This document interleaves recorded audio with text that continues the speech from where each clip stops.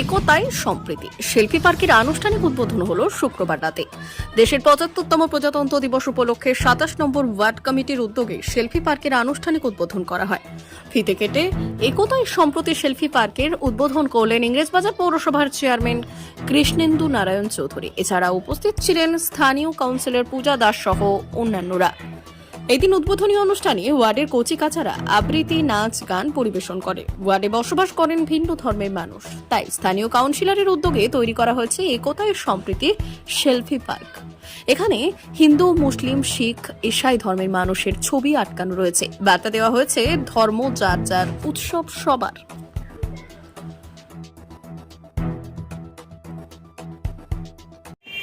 ২৭ নম্বর ওয়ার্ডের এখানকার যে নাগরিক কমিটি আছে বা ওয়ার্ড কমিটি, যার প্রেসিডেন্ট হচ্ছে পূজা দাস ও কাউন্সিলর, ছোট্ট একটা ইনোভেটিভ আইডিয়া নিয়ে এখানে একটা সেলফি পার্কের মতো করেছে।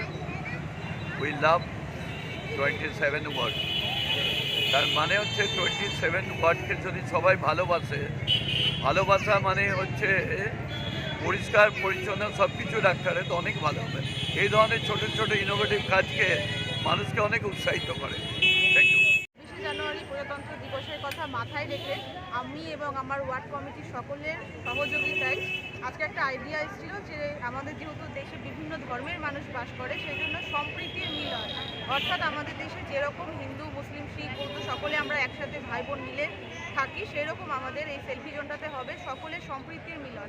এখানে যেমন আমার হিন্দু ভাইরাও আসবে, এখানে আমার মুসলিম ভাইরাও আসবে, শিখরাও আসবে, বৌদ্ধরাও আসবে। বিভিন্ন ধর্মের মানুষের মেলবন্ধনের জন্য আজকে আমাদের এই সেলফি পার্কের উদ্বোধন ২৬শে জানুয়ারি করা হলো।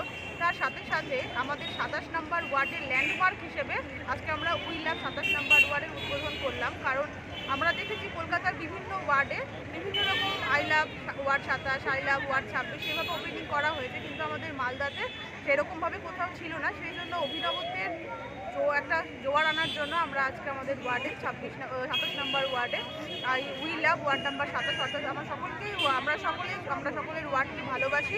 সেই হিসেবে আমিও আমার ওয়ার্ডকে ভালোবাসি। সেই জন্য ওয়ার্ডের কথা মাথায় রেখে এবং ওয়ার্ডের মানুষের সাহায্যার্থে আজকে আমরা এটা করলাম। এবং এই জন্য আমাদের হরিবাসনতলা মহিলা সমিতি তারা জায়গাটা দিয়েছে বলে তাদেরকেও আমি ধন্যবাদ এবং কৃতজ্ঞতা জানাবো।